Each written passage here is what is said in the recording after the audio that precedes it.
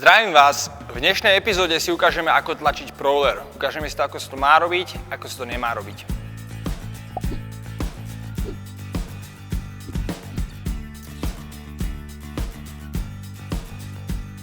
Keď budeme využívať prowler, keď budeme tlačiť prowler, budeme môcť využiť dve možnosti.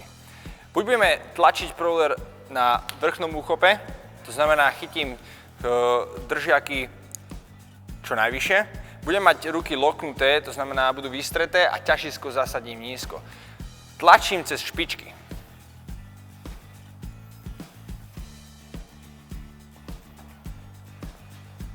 Môžem potom zvoliť druhý úchop a to je nižší, tým pádom musím posunúť celé ťažisko nižšie.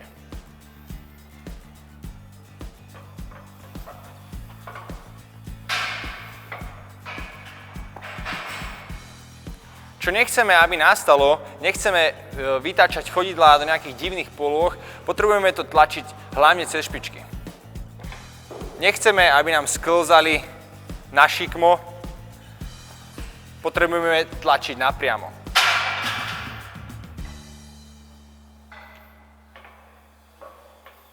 To je ono. Keď budete tlačiť prowler vo svojom tréningu, môžete to robiť všelijakými spôsobmi. Môžete si naložiť prowler, môžete tam nakladať koľko kil chcete, môžete ho tým pádom tlačiť pomalšie, alebo s ním môžete robiť s ľahšou váhou, nejaké šprinty, intervalové cvičenia, workouty vo dvojiciach, je to čisto na vás, musíte sa pohrať s vašou fantáziou, dá sa na tom naozaj vyblázniť. Ďakujem za pozornosť, na budúce si ukážeme, ako prehadzovať ťažkú pneumatiku.